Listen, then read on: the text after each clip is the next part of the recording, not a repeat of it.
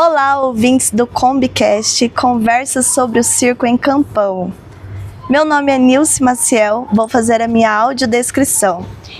Eu tenho 31 anos, tenho estatura mediana, sou uma mulher de pele clara, meu cabelo é castanho escuro, curto, ondulado, está solto, meus olhos também são castanho escuro. Eu estou vestindo uma blusa de manga longa, rosa, pink, uma calça preta e calçando um sapato marrom.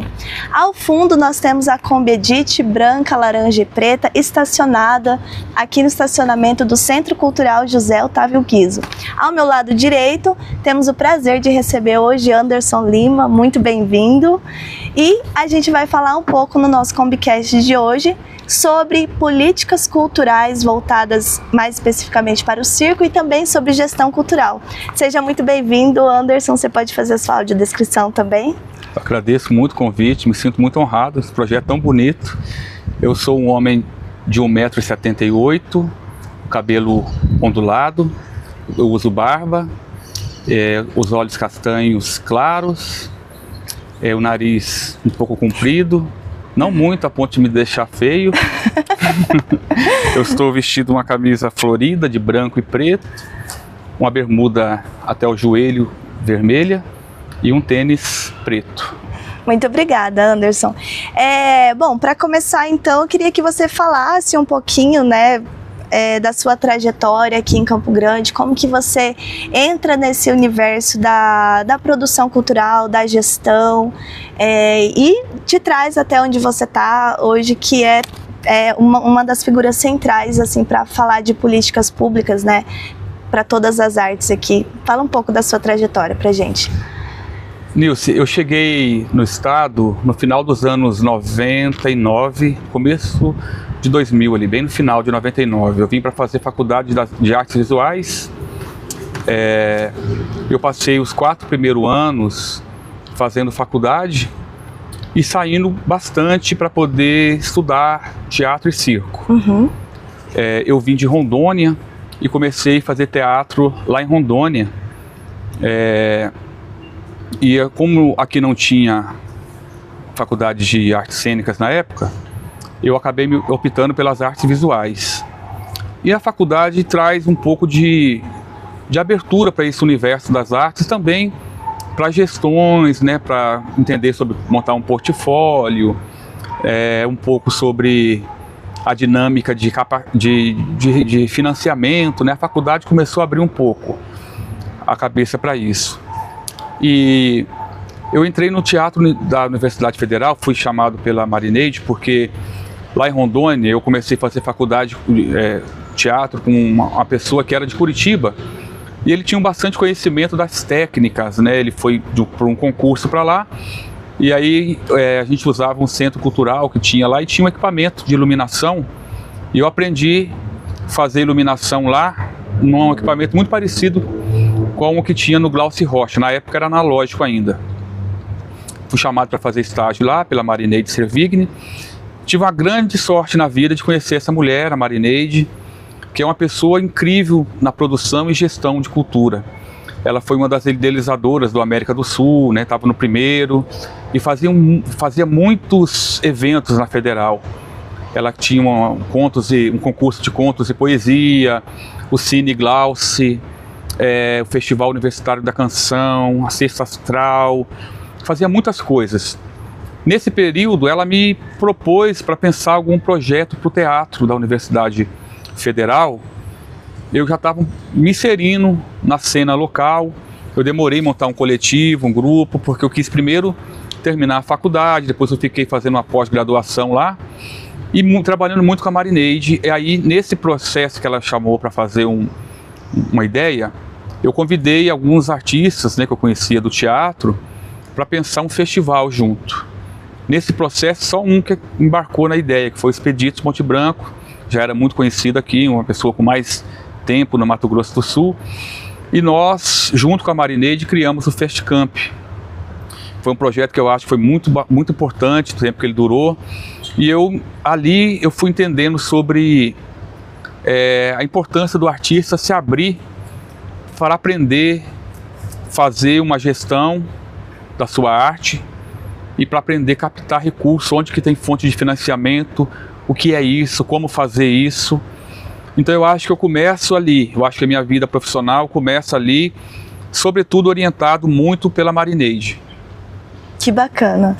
E hoje o panorama assim que a gente tem, né? A gente atravessou uma pandemia aí que deu uma chacoalhada no setor cultural.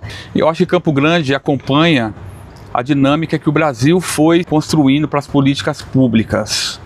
Campo Grande, apesar, né, dos pesares, da dificuldade de ser fora do que a gente chama dos grandes centros, ela tem um corpo de artista muito político, consegue ter um fundo específico para o teatro. Isso é resultado da luta, né, da construção de artistas que entendem a dinâmica do governo para propor lei. O Brasil tem um exemplo muito, muito importante para as políticas públicas que pouco país tem, que é um sistema de cultura para atender toda a cadeia produtiva das artes e da cultura de uma maneira geral.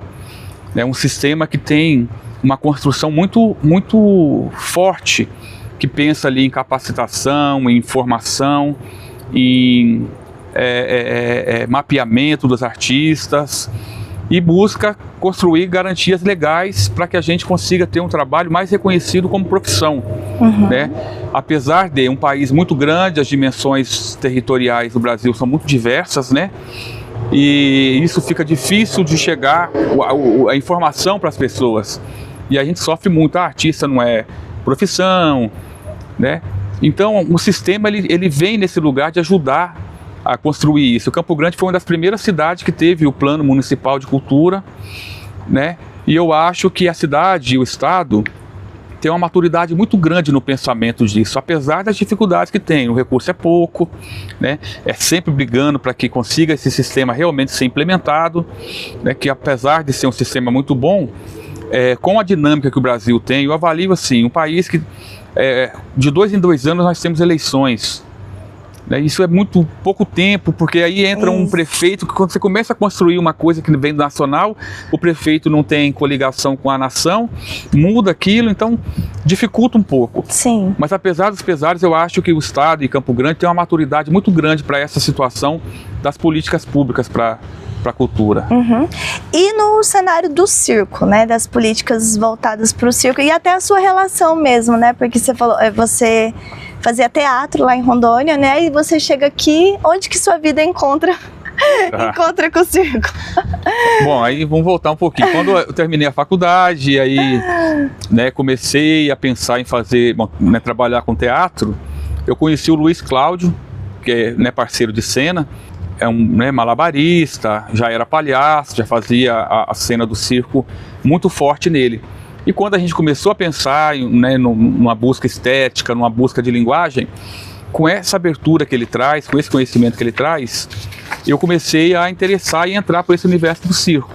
Então eu começo a ligação com o circo muito com a fundação do Flor Espinho, objetivando a montar um trabalho que dialogasse com as duas linguagens, né? O teatro e o circo. E a gente pesquisava muito. Eu fui fazer oficinas fora, e aí nós fomos, né, na verdade. E aí a gente pegou um esquema vindo, né, das saídas. E a gente começou a estudar palhaçaria, a gente treinava e ia para as ruas com um tema livre, assim, tipo, hoje nós vamos pegar essa garrafa e vamos ver o que isso cria. Fazia as saídas, e aí encontrando o público e conhecendo o universo do palhaço e do circo, né, com malabares. E aí, de certa forma, os nossos espetáculos costuram essa linguagem, sempre tem um elemento, né, com a técnica do circo. Acho que foi aí o meu batismo. E aí, como que estão essas políticas hoje voltadas para o universo do circo, né? Que eu acho que você é uma pessoa muito interessante, porque, como você acabou de dizer, você dialoga muito bem com as duas áreas, né? Também já vi você fazendo malabares, isolamento, várias outras, experimentando várias coisas aí. Então, acho que você tem propriedade para falar, né? Dentro desses dois universos. Certo.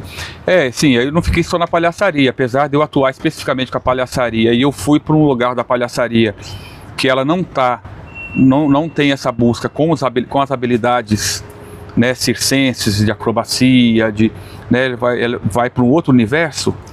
Fui estudar malabares, monociclo, equilibrismo, né, enfim. aprender as técnicas. E eu também, num determinado momento da minha vida, eu fui casado, né, conheci uma pessoa que ela chegou em Campo Grande para fazer uma faculdade aqui, e ela passou pela Unicamp, naquele núcleo de circo da Unicamp, e ela fazia aéreo. E aí nós, né, fomos casados durante um tempo, e aí no Flor Espinho ela aplicava aéreo, dava aulas de aéreo, né? E aí, mais um momento que eu aprofundei um pouco mais no universo de outras áreas do circo. E eu lembro que quando a gente estava fazendo aqui, eu conhecia já o Juninho, o Pepa, um pessoal que estava nesse universo do malabarismo também, né? A cena do malabar já era uma cena forte, mas eu percebo que a cena era muito restrita, muito resumida. Eu não lembro se tinha outro grupo, além do Circo do Mato, que já tinha um espetáculo de palhaço, que já trabalhava essa linguagem. Aí tinha o pessoal, a Trupe Sem Lona, parece que era o nome, que tinha o Josué, que era um excelente artista, cordista, né? Ele fazia corda bamba, malabarista, aramista, né? Essa cena deu uma esvaziada. E aí, quando a gente começou, por exemplo, nós montamos um espetáculo, o Sob Controle, a gente encontra muitas pessoas, igual, por exemplo, o Saulo, posso lembrar aqui do Saulo, que ele fala que foi uma das pessoas que, quando ele viu o bebê a bordo, Sob Controle, o Sob Controle na rua, ele falou, cara, eu quero fazer isso, eu quero ser palhaço. E depois foi fazer aula com a gente, né? O Charles, veio uma galera depois, começou a vir um pessoal se interessar por essa cena da palhaçaria. Eu acho que a gente, de alguma forma, contribui um pouco para essa abertura do circo para outros universos da palhaçaria, para uma cena da palhaçaria que se preocupa um pouco com a dramaturgia. Teve uma época uma menina que eu acho que ela é maravilhosa, ela foi embora, que é a Adriele. Enfim, o Flor Espinho tinha uma sede, a gente tinha um projeto que era treinamento livre de circo. A gente abria a sede com os tecidos, monociclo, todas as habilidades que a gente praticava, né, saltos, os equipamentos de segurança. E durante um tempo isso ficou aberto, e os grupos iam. Foi ponto de cultura, montou, muita gente saiu, teve a oportunidade de fazer ali. O Circo do Mato teve esse lugar de ir para a escola. Ponto de cultura também, né? Ponto de cultura, de fazer a escola de circo. Enfim, de lá para cá, o Juninho foi fazer escolas, mais de uma. O Murilo foi fazer escola, a Natália foi fazer escola. Hoje nós temos uma realidade de um amadurecimento da cena e dos formatos de circo. Tem a ver um pouco com essa relação das políticas públicas também, né? Porque há a possibilidade de quem estudou, né, que foi fazer essas escolas e volta, a oportunidade de captar um recurso, de se inscrever num edital e ver uma possibilidade de ganhar dinheiro. De trabalhar, de continuar trabalhando aqui, de continuar trabalhando aqui, de não precisar ir embora e ficar, né? Por exemplo, o Juninho fez mais de uma escola, vem com um outro lugar, trouxe espetáculo, né, que ele montou com a Nicole uma época que Campo Grande não tinha, estava fora, outro nível de circo. Sim. Né? E aí nós tínhamos só a família Pérez e alguns outros, né? O pessoal do Josué, né, o Circo do Mato, o Flor Espinho, alguns outros, a gente nunca vai lembrar de todos, né? Mas era uma cena muito restrita, né? Embrionária ainda, né?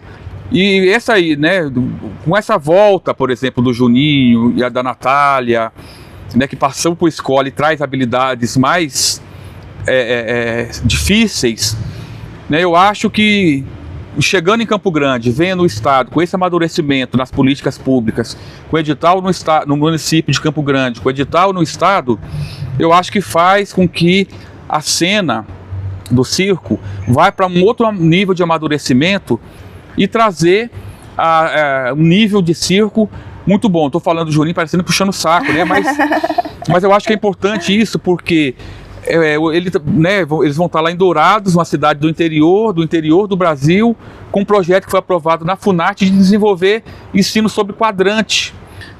Quantos lugares estão tendo escola e aula de quadrante? Talvez seja uma das poucas, dá para contar nos dedos de uma mão só. E existe né, você que está lá mais dentro é ótimo, mais inteirado dessa situação. Existe uma simbiose, né, da demanda Tipo, olha, a galera tá produzindo e tal. Então, você acha que isso é uma forma de também conseguir angariar mais editais, mais políticas, mais amparo para esses artistas de circo? Não. Há uma simbiose nisso? Eu acho que total. Vamos pegar exemplo Boca de Sena. Sempre foi, 15 anos, sempre foi o teatro pautando a demanda, porque era poucas pessoas, né? Era sempre, quantos espetáculos tinha de circo lá? Dois grupos. De uma hora para outra, boom! Começa a ter um monte de gente, o governo aí, o circo está com outro diálogo, está com outra demanda. O governo é obrigado a ouvir a voz da sociedade, né? É natural que aconteça. Então eu acho que essa produção Boca de Sena hoje está quase igual o número de espetáculos de circo com o número de espetáculos de teatro. Pela primeira vez o circo se organiza e coloca um seminário específico também querendo discutir só o circo. Possivelmente vai caminhar para um momento que o circo vai organizar a programação específica, o teatro organizar a sua... eu acho difícil talvez romper o Boca de Sena, porque o dia é o mesmo. Sim. O dia é o mesmo, só que com certeza... E as estruturas que a gente tem na cidade também são quase as mesmas. Felizmente, esse ano a gente teve a lona, né? Olha o reflexo. Essa lona já vem para dizer, opa, o circo tá aqui. E aí vem o circo com lona, né? E você avalia que as políticas públicas, elas estão atendendo a um nível satisfatório na cidade ou... Não, eu acho que não ainda. Ou está caminhando para, pelo menos? Não está nem caminhando. Tem alguma coisa que a gente... né, porque... Tem, mas...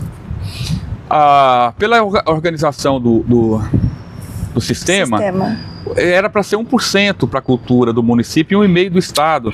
Se a gente pegasse hoje do Mato Grosso do Sul 1,5% só para difusão e produção, eu não sei nem quanto que daria isso, daria muito, muito dinheiro. O município é a mesma coisa. Então, por exemplo, só que o município ainda não tem só do circo, né? Mas para atender o teatro e o circo consegue entrar ali dentro do FEMIC.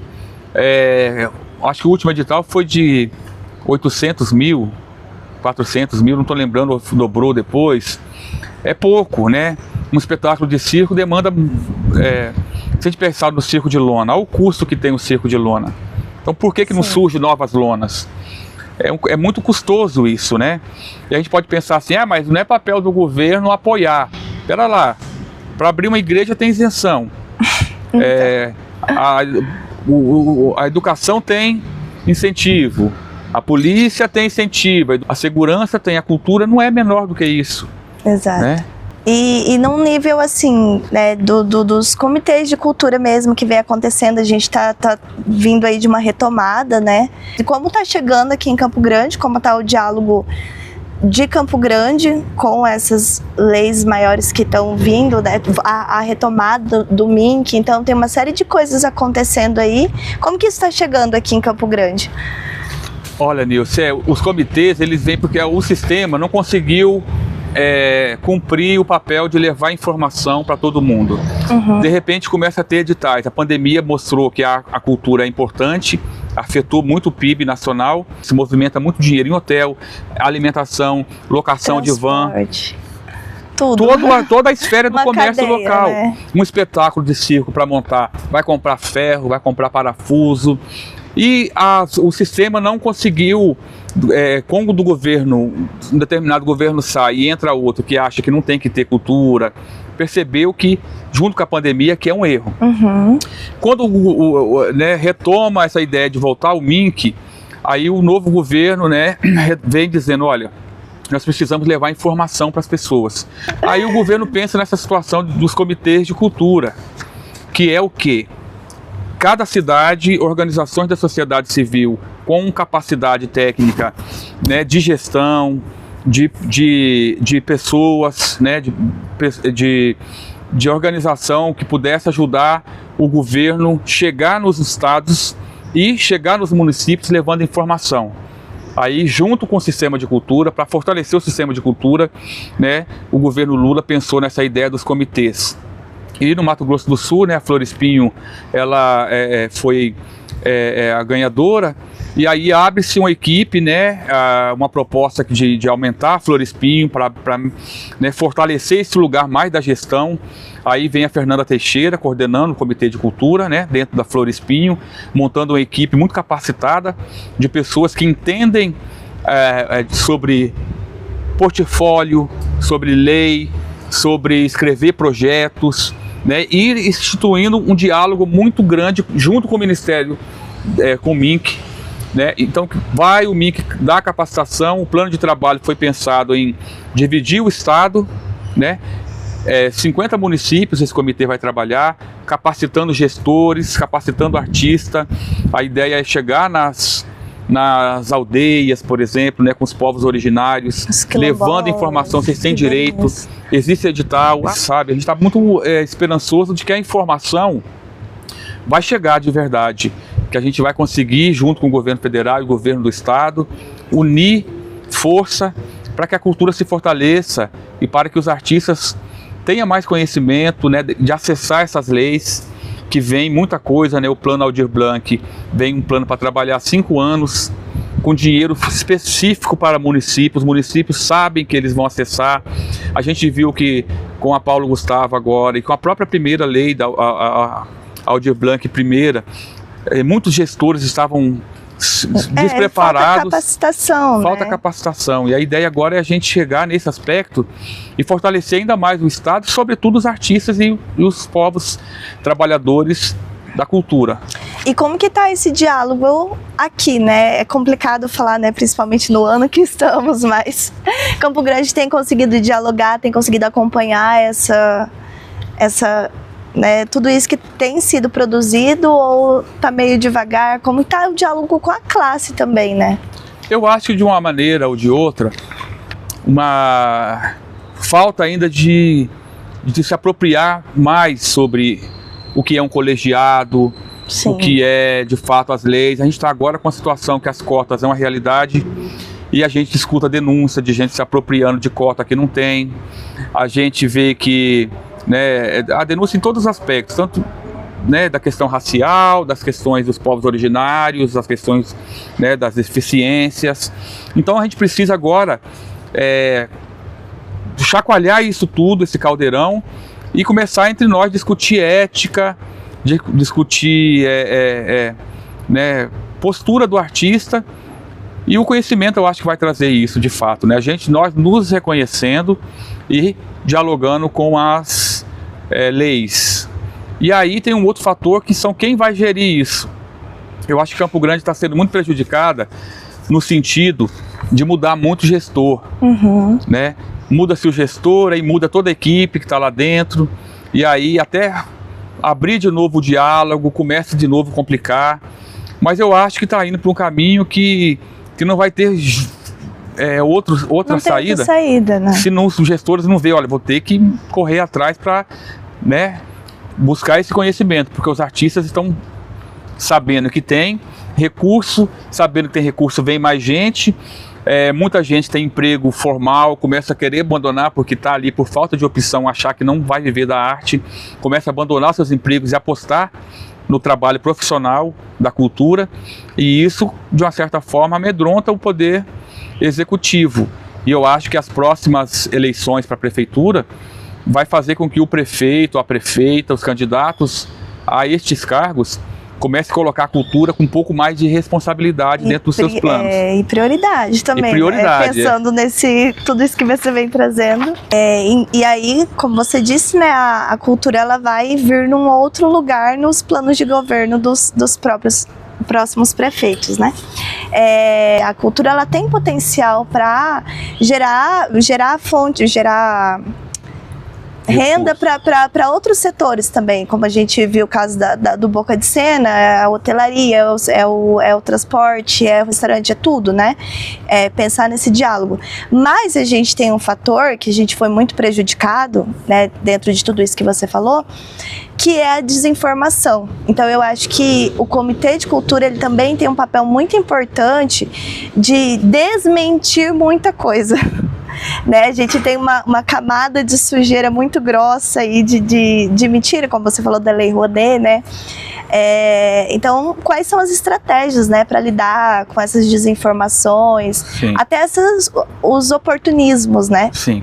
Olha, Nilson, acho que é interessante essa pergunta, no sentido da gente entender de fato a cadeia produtiva que precisa ser instituída e precisa ser criada. Eu tenho muita esperança que ela se fortaleça agora. O artista, por muito tempo, ele precisou aprender muitas coisas que não era talvez obrigação dele, mas como o recurso era pouco, ele era obrigado a fazer. A gente viu que o nosso trabalho o principal é a cena, é o pensamento da criação estética, técnica. E para a gente, nós abrimos agora para um outro momento. Então chega essa equipe que eu falei, né, coordenada pela Fernanda Teixeira, que tem mais capacidade de burocracia, que entende mais sobre estratégia de educação popular, de dinâmica, de mobilização social, de processos burocráticos. Eu estou falando isso porque a gente vai ficar dentro do comitê, nós que somos fundadores mais, né, da Florespinho, Luiz e eu, dentro dos eventos artísticos, pensando como esses eventos vão dialogar com os lugares que eles vão chegar, sobretudo respeitando, fazendo escuta do que está sendo produzido ali. Porque é fundamental que os grupos se profissionalizem a ponto de o artista, o ator, o artista de circo, não precisar ficar doido lendo o edital para escrever. O recurso ser o suficiente a ponto de trazer profissional também, um produtor específico para ele. Produtor executivo, um produtor de cena, de palco, para que enquanto fique um ali, né, nessa prestação de contas, né, escrevendo o projeto, ter essa dinâmica de produção do palco, de acompanhar, ajudando no figurino, deixando tudo organizado para o artista, porque aí fortalece a cadeia. Sim. Fortalece a cadeia de uma maneira que vai gerar renda para todo mundo. Vai gerar renda para a imprensa, que vai ter, né, uma assessoria de imprensa específica, para advogados, porque vai ter uma assessoria jurídica, para contador, né, a rede hoteleira, toda, né, a cultura ela viva. Ela é viva, a cultura está em tudo, dinâmica. E dialoga com tudo, né? Exatamente. Dialética também. Então o comitê ele vai ter esse lugar, né, dessa informação, mas essa informação vai passar por vários profissionais, vai contribuir para os grupos ver e falar, poxa, a Florespinho hoje está com uma grande equipe profissional, né? Quando possivelmente, né, vai chegar a informação ao Comitê de Cultura e quem vai estar à frente disso é uma mulher forte, uma mulher, né, com grande competência nessa área de produção cultural, de mobilização social, que é a Fernanda Teixeira. Então a gente começa a descentralizar as coisas e cada um no seu lugar. E eu acho que, de certa forma, as políticas públicas, com os recursos aumentando, naturalmente os grupos vão começar a trabalhar desse lugar, cada um cuidando daquilo que tem mais competência para cuidar. E otimiza, né? Porque aí você vai estar com a cabeça focada naquilo. A importância desse fomento, né? É de um nível assim que só quem está por trás dos bastidores ali sabe onde que facilita, né? Nossa, só a gente sabe, né? Nossa, gente, entrar na cena cansado, vai chegar esse momento, todo mundo vai ficar relaxado, todos os grupos assim, sabendo que tem um produtor, uma produtora, enfim, né? Vamos cuidar só da cena, vai chegar. E por isso a importância desse diálogo, né? Com o poder público, com as entidades ali, as secretarias, as fundações. E também acho que dá mais credibilidade para a classe exigir que dentro dessas secretarias, dentro dessas fundações, tenham pessoas capacitadas. Isso é um ponto fundamental que eu acho para a gestão que não pública. Seja só empreendedor, né? Não seria um sonho abrir um edital técnico, para olhar pessoas com a capacidade para entender que a máquina pública, né, da cultura precisa de camareiro importante, que é uma profissão importantíssima, específica para a arte, que tem ali um iluminador capacitado, né, que tem um porteiro que entenda de diálogo, de lidar com o público, né? Cada profissional com respeito suficiente para lidar com o público, né, que receber essas pessoas que vão ser né, o contemplado com esses objetos artísticos e culturais, né? Então eu acho que um concurso público técnico capacitado nas áreas da cultura. Uhum. Sim. E aí, até falando disso também, você recentemente tem participado de curadorias na Funarte também. Queria que, entrando aí um pouquinho dentro desse universo, que é técnico também, né? Como que chega a trajetória até lá? E assim, parabéns também, né? Por estar nos representando aqui, que é uma voz importante, né? Pensando que a gente também tá fora do eixo, né? Eu fico até assim, né? Um certo orgulho, porque eu gosto muito da Funarte. A Funarte, nossa, me ensinou muita coisa, ter esse contato com eles lá nesse processo de curadoria. Tive a oportunidade de conhecer o Marcos Teixeira, que é um exemplo disso que a gente está falando. O Marcos Teixeira não era de circo, um gestor que se abriu, tinha capacidade de gestão e virou o grande defensor do circo brasileiro e fez com que mudasse a política.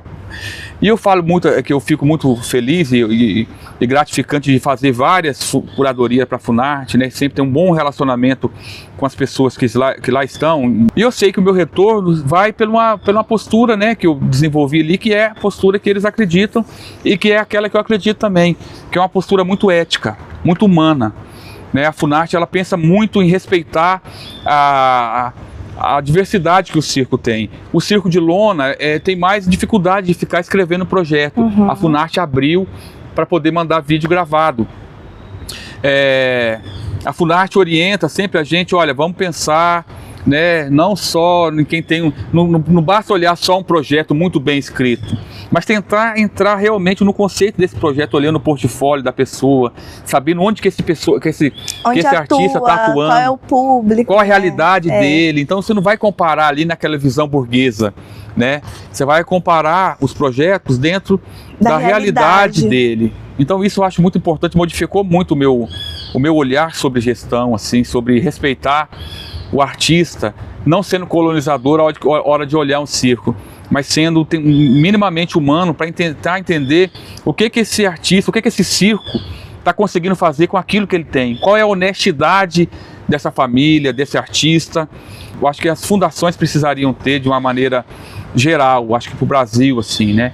Eu sempre fico falando, a Funarte devia sair fazendo caravana para o Brasil de como montar edital, de como fazer curadoria, como ser sensível com artistas, pareceristas, né? Pareceristas.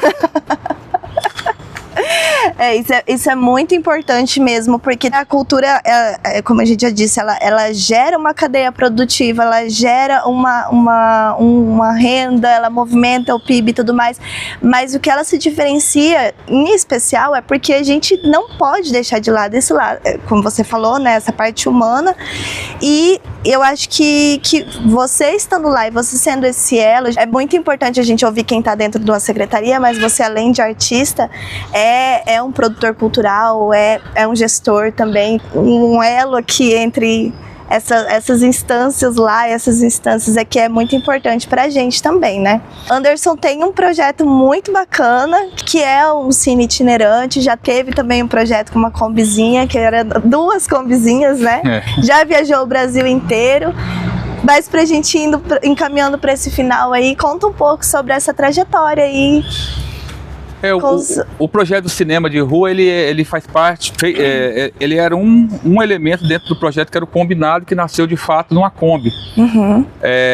Eu, em um determinado momento, eu fui dar uma volta, experimentar algumas coisas, e eu estava sozinho, fazendo rua, e aí eu pensei, vou montar uma tela de cinema, porque eu gosto muito de cinema, né? Sempre esteve ligado ao Flor Espinho, a gente tinha um cineclube, que era o Cine Flor. E aí, num determinado momento, a gente viu que a gente estava muito dentro da nossa sede e queria se aproximar mais das pessoas, né, estar mais nos bairros. E aí nós compramos a Kombizinha, e aí, quando eu fui embora, eu fui nela. A Kombi era tão... Era a Corujinha ainda. A Corujinha, gente, uma Kombi Corujinha, que é aquela mais antiga do vidro repartido. Mas enfim, aí o combinado, a ideia né, a gente usa a estrutura da Kombi, usava, né, porque agora a gente mudou, tá com a van, e aí levava algumas linguagens, circo, cinema, literatura, né, e fazia uma espécie de um festivalzinho, de uma intervenção ali naquele determinado lugar. E aí eu desmembrei, né, pegamos uma van, porque a Kombi a idade mesmo chegou, minha coluna já começou a ficar doendo muito para entrar na Kombi, abaixar. Pra cozinhar sentado. Cozinhar sentado. Corcunda. Apareceu uma van um pouco mais alta e aí agora a gente está adaptando, né, o Cine Flor.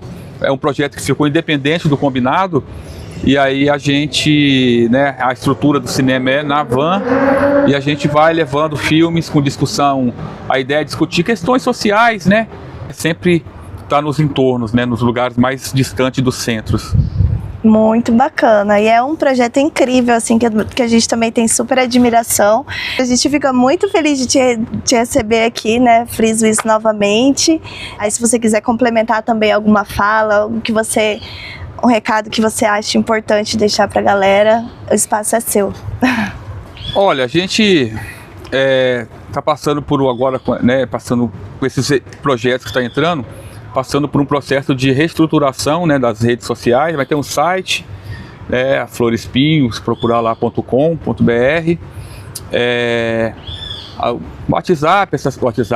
Instagram. WhatsApp mais pessoal, calma lá, Instagram, né, jogando lá Florespinho, teatro, Florespinho Circo, sempre vai, né, chegar na gente de alguma forma. Bom, para completar, talvez seria importante eu ressaltar que quando a gente fala da gente, a gente costuma citar sempre quem está mais perto, né? Então, né, sempre esquece de um ou outro, né? Então não é nada pessoal, assim, né? Ajuda a corrigir, comente aqui, vai ser online, né? Coloque nos comentários, fala mal, esqueceu, na próxima edição, né? Sim. E parabenizar por esse projeto tão bacana, né? De resgatar a memória, né? E deixar vivo isso, né? É muito importante. Duas coisas que ele falou aqui, que a memória, ela se faz agora, né? Então a gente tá aqui, mas tá falando de quem começou também, a gente respeita muito, né? E a memória é o presente também, né? O passado, o presente e o futuro, né? Existem muitos fazedores de circo aqui, tem nomes que a gente cita, outros nomes que não, alguns a gente tá entrevistando aqui. Queremos ainda futuramente entrevistar outras pessoas de outras linguagens também. A gente quer que esse projeto continue, mas a gente fica muito feliz, né, por ter parceiros daqui de frente das câmeras, mas também fora, pessoas que a gente acredita no trabalho, confia, e a gente agradece muito de você ter aceitado nosso convite. Aí separado um tempinho na sua agenda corrida. Imagina, Nilson, olha, super corrida. Eu tive a oportunidade de trabalhar com você na Pantalhaços, né, numa edição que você estava com a gente na equipe de produção, e eu pude mais de perto ver sua competência, sua, né, honestidade e entrega com o trabalho. Eu quero dizer que eu admiro muito, e também acompanhei a sua trajetória artística, né, te ver, eu acho que você, né, tem uma contribuição muito grande, admiro bastante, fico feliz de ter, né, me chamado aqui, espero ter contribuído. Com certeza. Gente, a gente agradece muitíssimo, acompanhe o trabalho do Florespinho, Anderson Lima, que está aí, como a gente falou, fazendo e acontecendo aqui na cidade, no estado e a nível nacional também. Lembrando que esse é um projeto financiado pela Lei Paulo Gustavo e está sendo viabilizado pela Prefeitura Municipal de Campo Grande e a Secretaria de Cultura e Turismo, Sectur. Anderson, mais uma vez, muito obrigada. Obrigada a todos vocês que estão acompanhando. Sigam a Kombi Edit, acompanham no Instagram, nas redes sociais, no YouTube. E muito obrigada e até a próxima.